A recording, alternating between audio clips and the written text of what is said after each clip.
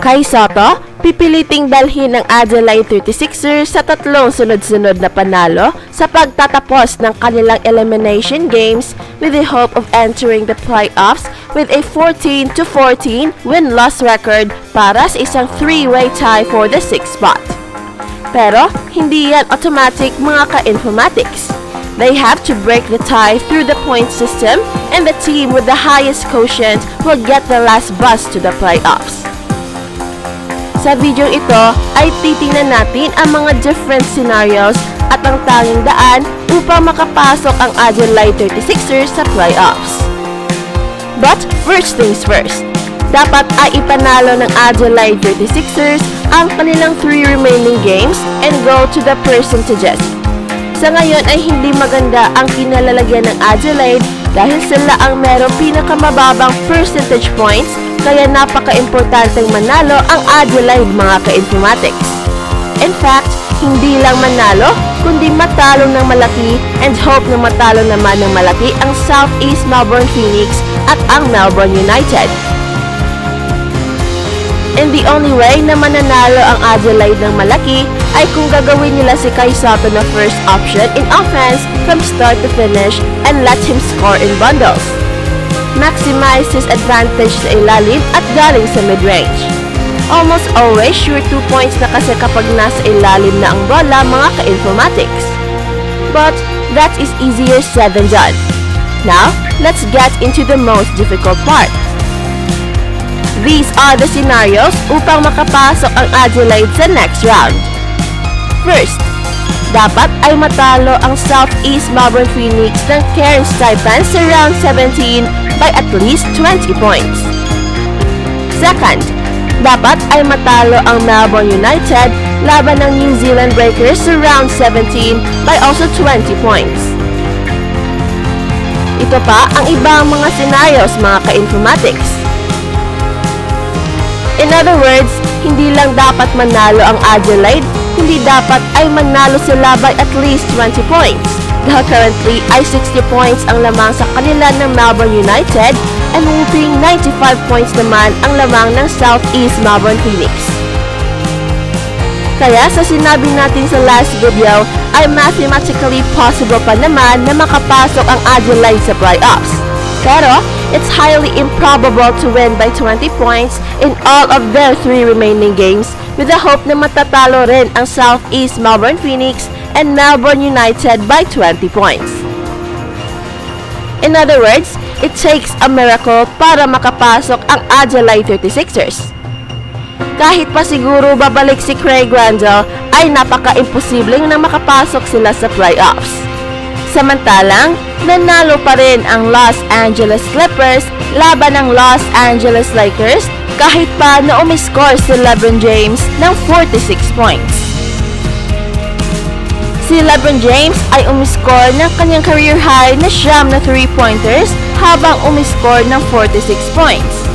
Ngunit, ang Los Angeles Clippers ay umiscore ng 19 na 3-pointers at nanalo ang Clippers sa score ng 133-115 o Martes ng gabi o Miraculous Manila Time mga ka-infomatics. LeBron James scored at least 40 points against the Clippers for the first time in his 20-year career, giving him a 40-point game against all 30 teams in the NBA. James hit his record 9th 3-pointer with 6 minutes and 45 seconds to play, setting a career high from distance in his 1,404th game.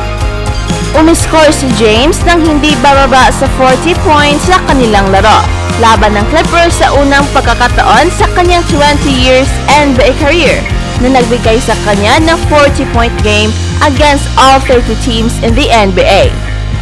Naitala ni LeBron James ang kanyang record na 9 3-pointer with 6 minutes and 45 seconds to play, setting a career high from distance in his 1,404th game.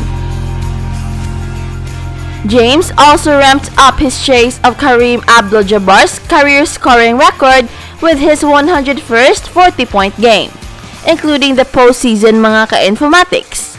Naungusan ni LeBron James si Abdul-Jabbar sa pamamagitan lamang ng 177 points, putting him in position to potentially break the record at the end of the Lakers' upcoming 5-game road swing instead of back home in Los Angeles.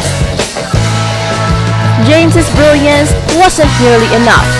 The Lakers never caught up after falling behind by 23 points, and James spent the final minutes on the bench after the Clippers pulled away for their 10th consecutive victory over their arena co-tenants in downtown Los Angeles.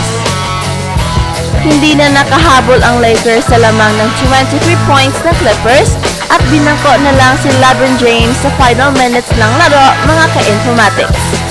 Ito ang 10th consecutive victory para sa Clippers over their arena co-tenants in downtown Los Angeles.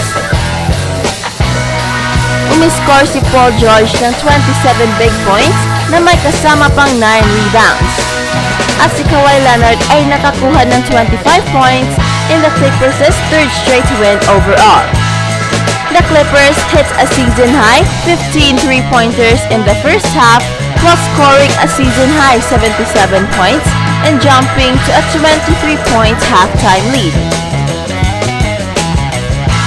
Nagtala naman si Norman Powell ng 22 points at si Reggie Jackson ay umiscore ng 19 points para sa Clippers, mga ka-informatics. At si Russell Westbrook naman ay nagtala ng 17 points at nagdagdag si Thomas Bryant ng 15 points para sa Lakers. The Clippers never trailed, largely because of a spectacular outside shooting performance in the first half. Nakakuha si Norman Powell ng 4 na 3-pointers at sina Paul George at si Reggie Jackson ay nagdagdag ng tig-tatlong points. Ang Clippers ay nagtala ng 15 out of 23 behind the arc, making more threes than 2-point buckets while going up 77-54. The Clippers hadn't made 15 3-pointers in a half in the past 3 seasons. James went tumbling headfirst onto the walkway behind the courtside seats habang hinabol niya ang bola in the third quarter. Pero hindi siya nasaktan sa insidente, mga ka-informatics. Rui Hachimura sat on the Lakers' bench in street clothes one day after Los Angeles acquired him from Washington in a trade for Kendrick Nunn. The Japanese big man could be in uniform on Wednesday. I'm super duper excited. A multifaceted, strong, skilled, athletic player.